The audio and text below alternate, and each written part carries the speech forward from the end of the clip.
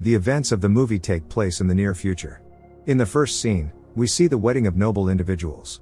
The perfect bride sang a song for her husband. All the guests were amazed by both the celebration and the bride herself.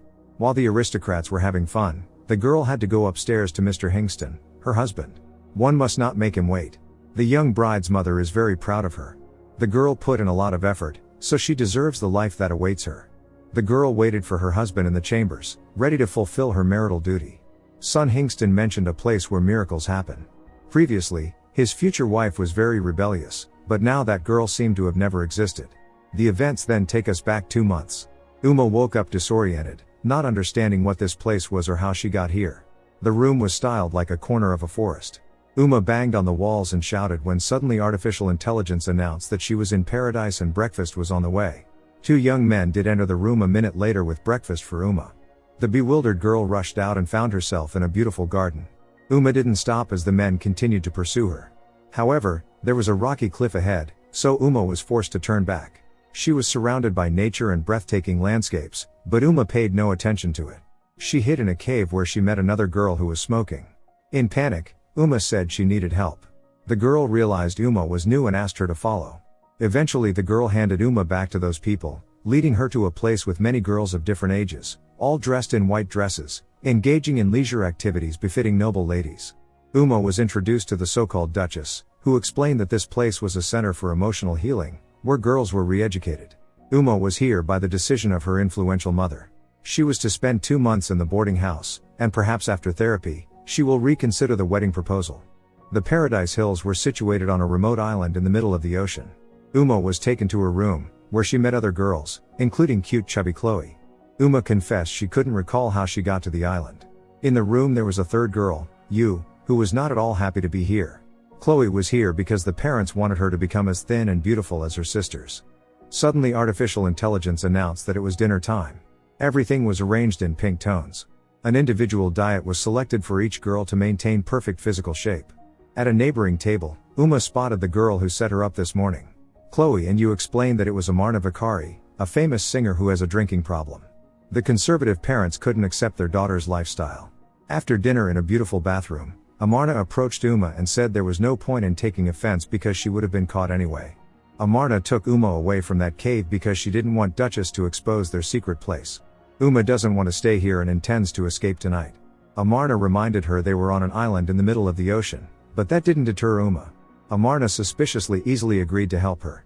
Before leaving, Uma asked Amarna how she gets cigarettes. The girl replied that she gets it through one of her fans. In any circumstances, you can achieve what you want. At night, Uma waited for the neighbors to fall asleep. She didn't even notice when she fell asleep herself. In the morning, artificial intelligence woke up the girls. In the bathroom, Uma apologized to Amarna for not coming to the agreed place last night. However, Amarna didn't look surprised. For each of the girls, a new look was chosen.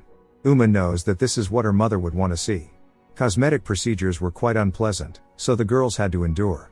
Chloe was delighted with her new appearance, unlike Uma and Yu, who saw someone else in the mirror. The Duchess wished to talk to Uma alone, advising her to accept the new realities. Uma is here because her mother wants a better future for her. But Uma knows that the mother cares only about herself and the family's reputation. Uma is not going to marry Sun, even if she has to go against her mother's will. During the day, the girls engaged in yoga. Yu stayed away, unwilling to participate. Since the yoga session was in pairs, Uma managed to convince Yu to join her. At some point, Uma thought she heard something. This blurring of consciousness continued until the yoga instructor called out to her. Later, Uma was placed on a toy horse, making her nervous.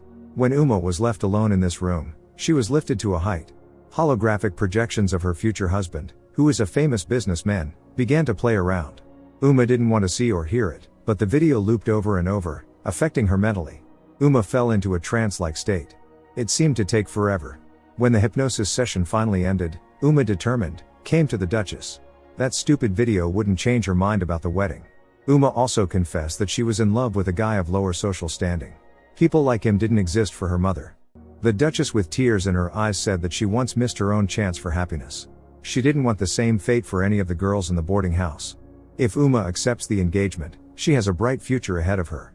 Later, as the girls were primping up, Uma revealed that her family belonged to the upper class but had gone bankrupt. Her mother believes that Uma's marriage to Hingston will save their situation. Yu's parents, on the other hand, are of lower status. Wishing a better future for their daughter, they sent her to Beijing to stay with noble relatives. However, Yu suffers from panic attacks, casting a shadow on her new family. The relatives won't take her back until she recovers. Now Yu has friends willing to support her. The girls stick together, which allows them not to go crazy. During the day, they strolled through a bamboo forest, enjoying the sun and warm weather. This is how day after day went by. Despite everything, the girls learned to find joy in each other's company and other things. Each of them has a story that brought here. What unites the girls is that according to their families, they don't fit into the society they live in. One day Amarna said that when she gets out of here, she will go far away and start anew. Uma in turn shared her dream of reuniting with her beloved and living a simple life. Uma's memory locket contains a holographic projection of her father. He was the only person who understood and loved her for who she was. Suddenly Uma saw Marcus, her beloved. He had promised to find her and had kept his promise. Marcus has infiltrated this place disguised as a gardener and is determined to rescue his beloved at any cost. To talk without witnesses, Uma and Marcus entered one of the many huts adorned with flowers. At the first opportunity, Marcus plans to take Uma on a cargo plane. Once they leave this island, they will disappear forever and be together. The couple was unaware that Amarna was watching them. What she saw brought tears to her eyes. The friends sincerely rejoiced for Uma, whose lover went through a long and dangerous journey for her. Only Amarna looked gloomy. She advised Uma to pretend to be cured, then there would be no need to escape. Amarna also believes that Uma shouldn't trust this guy because he doesn't deserve her. The conversation was interrupted by the host, who asked Amarna to come on stage. She sang a beautiful song with her charming voice. Listening to it, Uma was mesmerized. Amarna wanted to continue singing, but she was not allowed. Singing meant a whole life to Amarna, and now it was taken away from her. Uma misses her father a lot. One morning she discovered that her memory locket was missing. Suddenly an alarm was sounded. Security personnel were everywhere. Someone breached the perimeter and infiltrated the island. The Duchess ordered the girls to go to the showers. She clearly had no intention of explaining anything. When Yu insulted the Duchess, she lost her temper. Yu was on the verge of a panic attack. The other girls stood up for her, stating that they would tell the world about what was happening here. Regaining her composure, the Duchess apologized and urged the girls to calm down. Today an unusual situation had arisen. It turned out that some guy, a fan of Amarna, infiltrated the island on a boat. Later, Amarna revealed to Uma that this was just a cover. In reality, all of this is part of an escape plan. In the secret cave, there is the boat. The guy left it here and disappeared.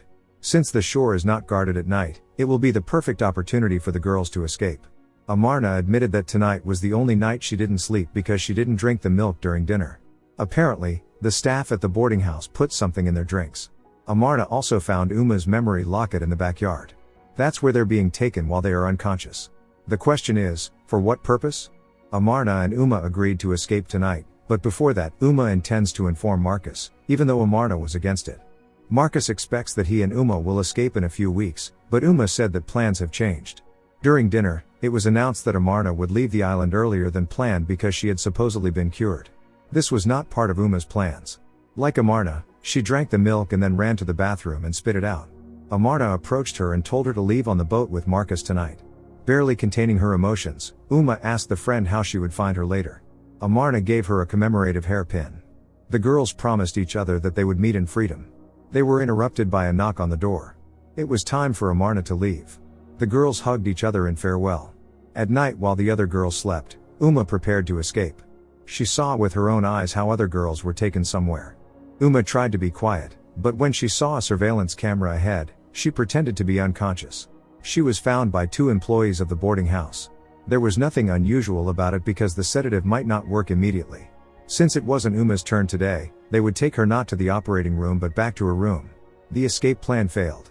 In the morning, Chloe noticed that Uma was pensive. Later, Uma underwent brainwashing again. This time she was shown holographic projections of her family. As long as the father was around, Uma was really happy. But everything changed when, after bankruptcy, her father voluntarily passed away. By the way, son Hingston was also present at the funeral. Uma begged to turn it off and tried to get out, but this nightmare lasted a long time. After it was over, Uma threw a tantrum, screaming that everything happening here is a lie and propaganda. Marcus, working here as a gardener, witnessed this. He couldn't help his beloved. Or maybe he just didn't want to? Uma was taken to some room and forced to drink milk. Uma had no choice but to comply.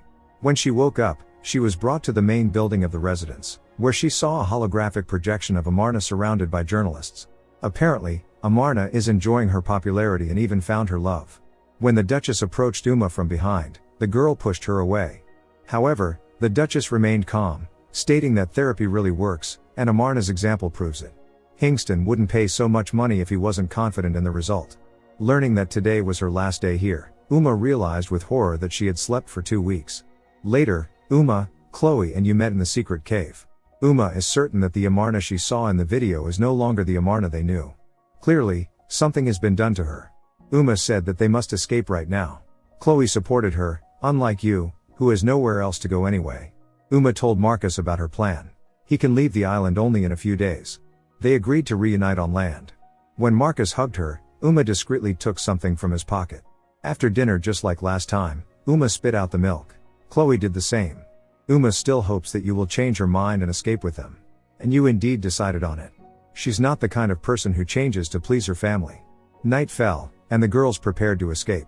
However, upon hearing sounds, they hastily returned to their beds. Employees of the boarding house entered their room and took you, who pretended to be asleep, on a stretcher. When they left, Uma and Chloe pondered what to do next. They couldn't abandon their friend in trouble, so they followed the people heading to the operating room. Surgeons were about to perform the final procedure on you. At that moment, the girls came out to them and attacked. You, as it turned out, was also conscious. The girls got rid of the surgeons and helped weaken you, who was under the influence of anesthesia. Uma and Chloe led their friend out of here as they suddenly heard strange sounds. The girls found themselves in a room with monitors containing information about each patient, including recordings of therapy sessions. All this time, the girls were not being treated but studied. The question is, why? Uma realized that Amarna was right about Marcus. He wasn't actually who he claimed to be. Marcus was studying her love behavior. In anger, Uma smashed the monitors. The girls once again rushed to escape, pursued by guards. This led them to another room where their so-called replicas were located. These women were from the lower class. Through numerous plastic surgeries, they were made to look exactly like the patients, turning them into more obedient versions of the originals. All these women worked hard for the opportunity to get here. This is their only chance for a decent life. Now they replace the originals in freedom, and their families will be very pleased with the outcome. You passed away.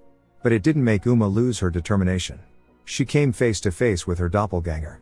That girl may be exactly like her, but she lacks one thing, the memory locket containing a recording from Uma's father.